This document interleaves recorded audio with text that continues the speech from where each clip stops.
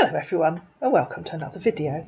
In this video, Celia would like to introduce you to Martin Werner, who was recently talking to Cassandra. "Nice meeting you, Celia," he said. "It's nice to meet you too," she said. "Thank you. I'm Martin from New Zealand." You knew that, didn't you, folk? "Where in New Zealand?" asked Celia. "I live in Durham in the northeast of England." "All right, Celia. I'm from Auckland, New Zealand, but I study and grew up in Newbury, South Carolina. I'm currently working in Yemen." He got that right. I think his encounter with Cassandra taught him how to spell, which is probably a shame because that might have been a giveaway for other victims. "With the UN organisation as a surgeon doctor. Nice having you around. Can I know a little about you if you don't mind?" "Good morning, Celia. How are you doing today?" "So you moved to Auckland as an adult after you left South Carolina?" asked Celia. "No, I left Auckland when I was 16 to South Carolina for my studies. So after my studies, I got employed in one of the military medical centre," he said. "You said you grew up in South Carolina."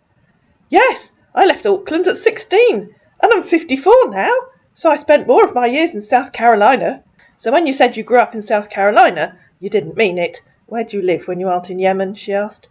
"So when you said you're from Auckland, you mean you're from South Carolina. And when you said you grew up in South Carolina, you mean you grew up in Auckland. Do you type everything backwards as a guessing game?" "I live in South Carolina before I went to Yemen," he said. "OK," said Celia. "How long have you been in Yemen? Sounds like you've been there a long time. Do you have a house there?" I'm from Auckland, but I live in South Carolina." "OK," said Celia. Sorry, I was rolling my eyes there, guys. "No, I've been in Yemen for over 1 year and 8 months, and I live in the military base here in Yemen, and I will retire in 3 months' time. After my retirement, I will go back to South Carolina." "Retirement?" said Celia. "How old are you?" "Yes, I'm 54-year-old, he said. "That's very young to retire," replied Celia. "OK, well, that is my retirement age," he said. "Nice having you around. Can I know a little about you, if you don't mind?" "I'm 52, said Celia. "I know where I live. I definitely live in Durham, which is definitely in the northeast of England. I have an adult son who lives in Sydney in Australia. My husband was a lot older than me, and he died 5 years ago. I can't retire for ages. The retirement age in the UK is 67. "Oh, I'm so sorry about the death of your husband," he said. "OK, that's nice. How old is your son? What's his name?" "Dan's 30, replied Celia. "All right, I understand," he said, in reply to her telling her the retirement age in the UK. "I want you to understand that they're a different way of retirement. I'm retiring from the military base here in Yemen, and I'm going back to South Carolina to continue my job, because that was my agreement with the UN before embarking on the mission." "All right, what is your occupation?" "So you're going to continue working as a doctor?" asked Celia. "I'm an administrator. I work in the admissions department of Durham University." "Yes, Celia, I will continue my doctor job when I retire from military base here, because that's the end of my agreement with the UN. Celia, you have a very nice job. But at your age, that's very impressive. You must be a very strong woman." "Sorry for the late response. I was a little bit busy. How did your day go? I hope it wasn't stressful at all." "Celia, can we be friends in, you know this one, sincerity and honestly, for a better understanding of each other? Good night, Celia. Have a wonderful night rest." "Maybe," said Celia when she read his message the next morning, "if you tell me what this means. But at your age, that's very impressive. I have no idea what you're talking about." "Good morning, Celia," he said. At your age, you still work? That's very impressive." "I beg your pardon," replied Celia. "I'm 2 years younger than you. How rude." "Sorry," he said. "I didn't mean to upset you. Just telling you my experience. Most women find it difficult to work. Celia, I'm sorry if I sounded rude. I didn't mean to be rude.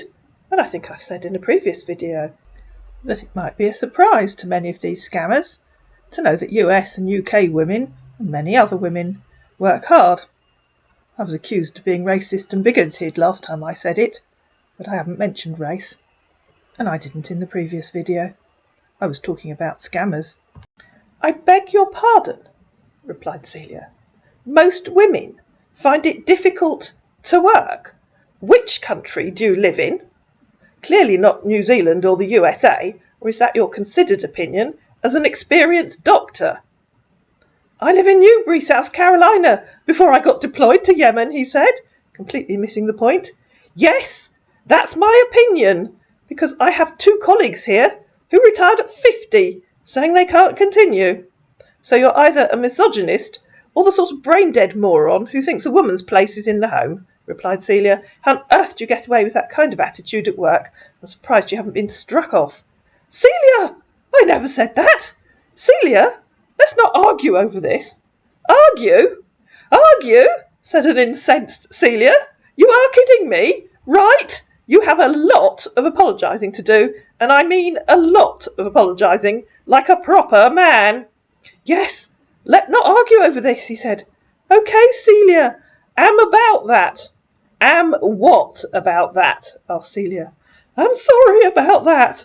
OK, she said. Keypad misfunction, if you say so, replied Celia. Hope I'm forgiven. No, replied Celia. You have a lot of apologising to do, and a lot of proving to me that you mean it. How is your son? He asked. He's fine, said Celia. OK, what do you want me to do? Tell me about your career as a doctor, said Celia. Where did you train? Where have you worked? Celia, he said, in reply to her telling him that he had a lot of apologising to do and a lot of proving to her that he meant it. Celia, that's a huge punishment. No, it's not, said Celia. Please read what you said. What you said repeatedly. A real man would be happy to apologise properly and prove that he's reformed. At the very least, you should be sending me a very large box of chocolates and a very large bouquet of flowers. I can give you my address. Yes, he said. And remember, she said, it's you, a mere weak man, that is talking of retiring at 54.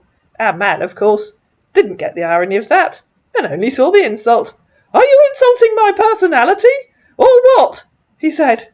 Celia, I'd really love to do that, in reply to her telling him that he could send her a large box of chocolates and some flowers. But I'm very far from you. But don't worry, when I'm home, consider it done, if that will make you happy. In reply to him saying, are you insulting my personality? Celia said, I'm giving you a taste of your own medicine, so you know what it feels like. You can order online. You can buy both here in the UK. And she gave him the address of a website in the UK where you can buy flowers and chocolates.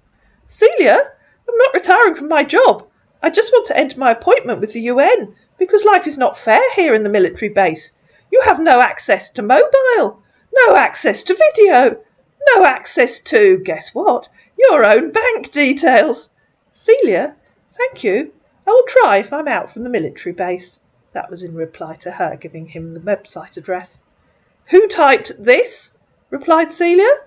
I will retire in 3 months' time, after my retirement, because he'd just said, Celia, I'm not retiring. I did, he said.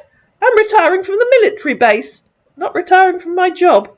OK, if you say so, said Celia. Celia, I'm planning on setting up my own private hospital when I'm out. That has been my dream. Goodness, said Celia. Where will you get funding for that? I guess one of the insurance companies? That's my plan, he said. If only the UN will stick to their promise. Not really, he said, in reply to her asking if the insurance companies would fund it. Because I have my savings, and with the compensation for the UN. My goodness, said Celia, you must be very rich. And then, channeling Annie, said, I do like a rich man. Do you have your own yacht? Well, not really, he said, but I'm OK with what I have, and I'm happy. It's always enough for me and my daughter. You're being very modest, replied Celia. You must be super rich if you have enough to set up a hospital. No, he said, planning on getting that after setting up the hospital project. That was in reply to her asking him if he had a yacht. You see, she said, you are super rich if you have enough money for both. Not that big a hospital, he said, but I'm trying to set up something that I can rely on in old age. After setting up the hospital, money that will be generated out of the hospital will be used for that. That's in reply to her saying that he must be super rich if he had enough money for the yacht and the hospital. And in reply to her asking him to tell her about his career, he said, I attended Newbury Academy, Inc. Later, went to University of South Carolina, where I study medicine. Celia, what are you having for lunch? Don't ask childish questions, said Celia. Tell me about your career. Why did you call it childish question? Said our man, who was working his way down his list. Because we're talking about your career, and you interject with a stupid, irrelevant question. I'm sorry, I feel like I need to know, he said. Don't be ridiculous, said Celia. Tell me about your career. You know, how old were you when you graduated? Where was your first job? What was it? How long did you stay? What did you do next? Why did you choose your specialisation? Which hospitals have you worked in? Our man felt a CV of sorts coming on. Well, if you ask what I study in University of South Carolina, I will also like to tell you more about my early age and tell you my early life. I was born on the 10th of March, and I started Vintage Kids in Auckland at 3, and later on continued from Newbury Academy Inc. schools. I was very playful at school, and it affected my academic work. I joined the military academy at the age of 16. When I was in the boarding school, the priest, Catholic Church, visited me once in a while, because he was the one who took very good care of me after I lost my parents, and I didn't spend much time at home. My mum was a head teacher, and my dad was in the medical field of the army, and later worked with the gold mining company. Can you also tell me about your career? He asked. I later worked with Newbury County Memorial Hospital, where I saved many people that were brought in then. Due to my excellent performance, I was deployed by the UN organisation at 52, he said. I love saving lives, due to my experience at the orphanage. That's why I choose to be a doctor.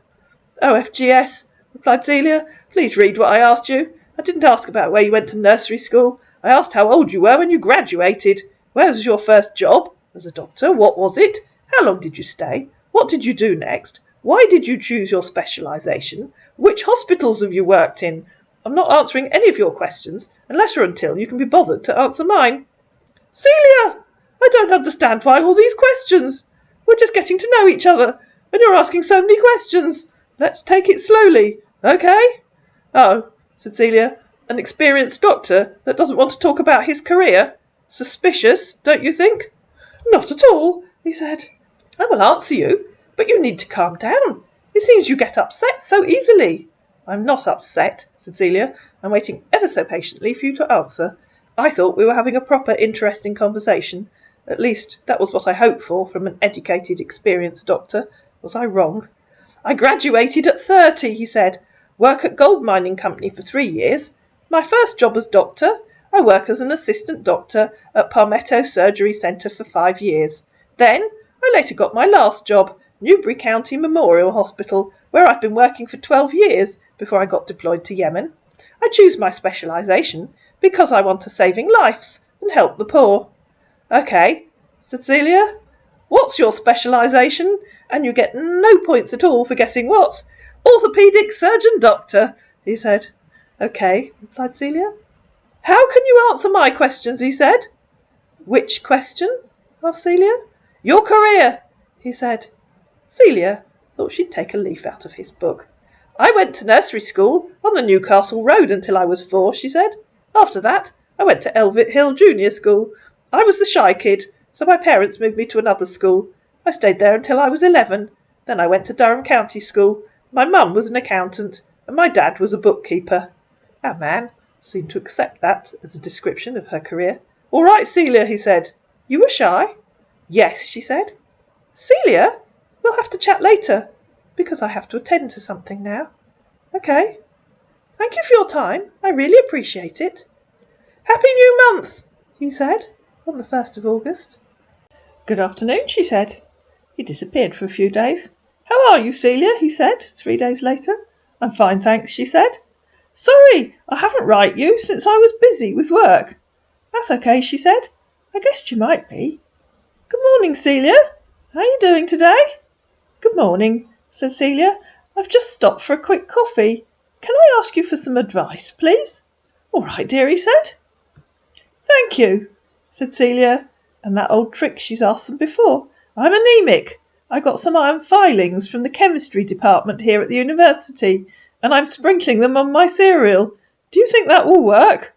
Yes, Celia, said our experienced doctor. That's good, said Celia. How long will it take to work, do you think? All right, Celia, with regular treatment. 2 to 3 months is enough, he said. How will I know if it's work? She asked. Our man disappeared. I'm making this 2 weeks later, and he hasn't reappeared. And please, if you're anemic, or you think you might be anemic, please consult your GP or your local pharmacist. I hope you enjoyed this video. If you did, please like it, please share it, please comment down below, please subscribe to my channel, and I'll see you again in another video.